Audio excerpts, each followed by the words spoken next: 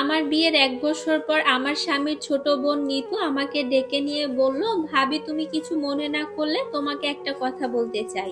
আমি বললাম বলো। তখন ও বলল, তুমি এ কথা শুনলে কিন্তু অনেক কষ্ট পাবে। আমি বললাম কষ্ট পেলে আমি পাবো, তুমি বলো। তখন আমার ননদ বলল, ভাবি জানো ভাইয়ার সাথে না তোমার বোনের খারাপ সম্পর্ক আছে। এ কথা শোনা মাত্রই আমি ভীষণ রকম চমকে উঠলাম। আমি বললাম মানে? তখন আমার ননদ কাঁপা কাঁপা কণ্ঠে আমাকে বলল, ভাইয়া জানলে আমাকে মেরে ফেলবে ভাবি। আমি গতকাল দেখেছি তুমি তো কাল মার সাথে ডাক্তারের কাছে গিয়েছিলে। আমার আর তোমার বোনের স্কুলে যাওয়ার কথা ছিল, কিন্তু তোমার বোন বলল তার নাকি মাথা ব্যথা, ও আজ স্কুলে যাবে না। আর ভাইয়াও নাকি অফিসে আজকে যাবে না, ভাইয়ারও নাকি শরীর খারাপ। অবশেষে আমি একাই চলে গেলাম স্কুলে। কিন্তু কিছু পথ যাওয়ার পর মনে হলো অঙ্ক খাতা আমি টেবিলের উপরে রেখে এসেছি। ওই খাতা আবার সেদিনের হোমওয়ার্ক করা ছিল, তাই দৌড়ে গিয়ে আমি আবার বাসায় গেলাম। আমি বাসায় ফিরেই দেখি ভাইয়া আর তোমার ছোট বোন নোংরামি করছিল। বিশ্বাস করো ভাবি, ওদের শরীরে একরত্তিও কাপড় ছিল না। আমি সঙ্গে সঙ্গে আমার ননদের মুখে হাত চেপে ধরে বললাম, তুই দয়া করে চুপ কর, আমি আর শুনতে পারছি না। আমার ননদ অনেক ঘাবড়ে গেল। সে আমার হাতটা চেপে ধরে বলল, ভাবি আল্লাহর দোহাই লাগে, ভাইয়া কিংবা মা কিছুতেই যেন না জানে। আমি অনেকবার তোমার বোনকে সাবধান করেছিলাম, কিন্তু তোমার বোন আমার কোনো কথাই শুনেনি। সে এখনো ক্লাস ফাঁকি দিয়ে ভাইয়ার সাথে ঘুরে বেড়ায়। সেদিন তো সিনেমাও দেখতে গিয়েছিল দুজন। আমি তোমার বোনকে বলেছিলাম আমি কিন্তু ভাবির কাছে সবকিছু বলে দিব।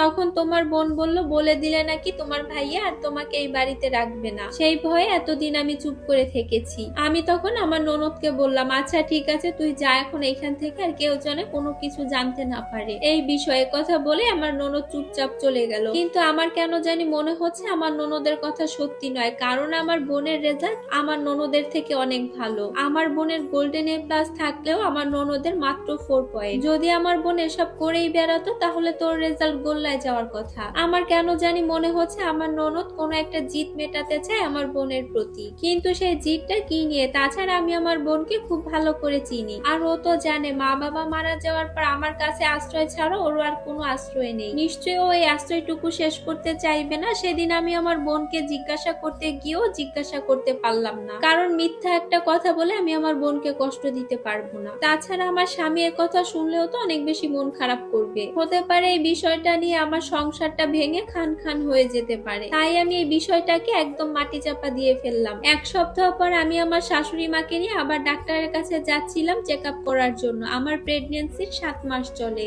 আমার স্বামী আজকাল আমার দিকে খুবই সতর্ক। আমার স্বামী আমার হাত ধরে বলতো, বৃষ্টি তুমি কিন্তু এখন কোনো কাজকর্মই করবে না, ঠিক আছে? তোমার বোন আছে, আমার বোন আছে, ওদেরকে বলবে, ওরা সব করে দিবে।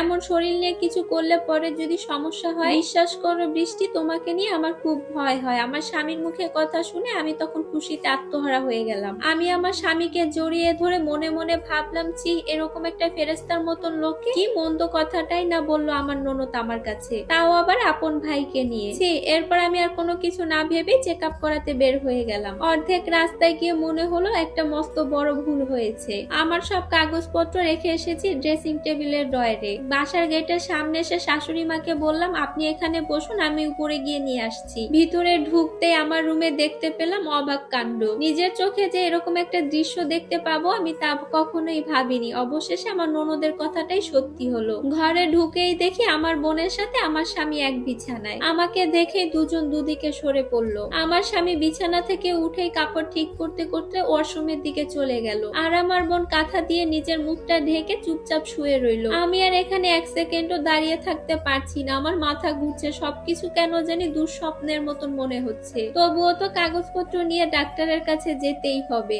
আমার শাশুড়ি মা যদি জানতে পারে আমার বোনের সাথে এরকম একটা খারাপ কাজে লিপ্ত, তখন আমার শাশুড়ি মা আমার বোনকে এক্ষুনি ঘাট ধাক্কা দিয়ে বাড়ি থেকে বের করে দিবেন। তখন আমার বোন কোথায় গিয়ে আশ্রয় নিবে? তাছাড়া আমার বোনের সাথে আমাকেও যে বাড়ি থেকে বের করে দিবে না এর তো কোনো গ্যারান্টি নেই। আমি আর কোনো কিছুই না ভেবে কাগজপত্র নিয়ে আমরা ডাক্তারের কাছে চলে গেলাম। ডাক্তার চেক আপ করে হাসি মুখে জানালো, আপনি কন্যা সন্তানের মা হতে যাচ্ছেন। এর কথা শুনে আমার শাশুড়ি খুশিতে আত্মহারা হয়ে উঠলেন। আমার শাশুড়ির গলায় যে স্বর্ণের চেনটা পরা ছিল সেই চেনটা খুলে সাথে সাথে আমার হাতে দিলেন। এটা দেখে আমার চোখ দিয়ে টপ টপ করে পানি পড়লো। না, এটা কোনো আনন্দের কান্না না, এটা চাপা দুশ্চিন্তার। আমার অনাগত সন্তান যে পেটে, সে ভূমিষ্ঠ হয়ে যখন জানতে পারবে তার বাবা একজন পাপিষ্ট, তখন কেমন হবে? আমার শাশুড়ি তখন আমার মুখ দেখে বললেন, কি গো বৌমা, কন্যা সন্তান হবে বলে কি তুমি খুশি হওনি? আমি কান্না মাখায় গলায় বললাম, খুশি হয়েছি মা, আমি অনেক খুশি হয়েছি। শাশুড়ি মা জিজ্ঞাসা করলো, তাহলে কাঁদছো কেন ওইভাবে? আমি বললাম, খুশিতে মা।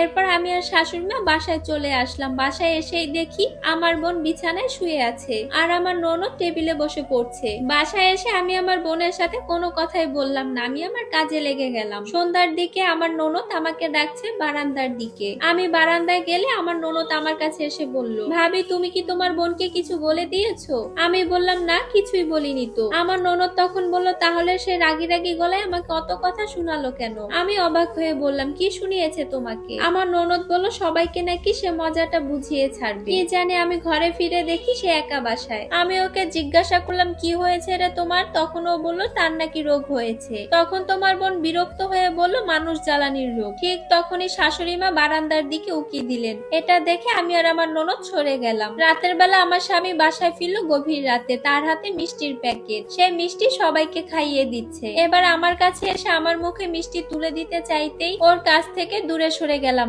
আমি বললাম, সাবধান, আমার কাছে ঘেসবে না তুমি। সে হাসার ভান করে বলল, ও মা, মেয়ে হবে বলে তুমি খুশি হওনি? আমি কিছু বলার আগে সে চিৎকার করে ডাকতে লাগলো একে ওকে, মা তুমি দেখে যাও তোমার বৌমার কাণ্ড। এরপর আমার স্বামীর ডাকাডাকি শুনে সবাই এসে হাজির। শাশুড়ি মাকে দেখে আমার স্বামী আবার আমার মুখে মিষ্টি দিল। আমার ইচ্ছা না থাকা সত্ত্বেও শুধুমাত্র শাশুড়ি মায়ের জন্য মিষ্টিটা আমাকে গিলতে হলো। কিন্তু মিষ্টিটা নামতে নামতে আমার চোখ ভিজে এসেছে জলে। বুকের ভিতর থেকে হু হু করে কান্না আসছে। ইচ্ছা করছে চিৎকার করে কেঁদে উঠতে। আমার ভাবতেও অবাক লাগছে, আমার ছোট্ট বোনটা যে কিনা ক্লাস 9-এ পড়ে, সে এত ভয়ঙ্কর পাকা অভিনেত্রী হয়ে গেছে। তাকে আমি ভালোবেসে মায়া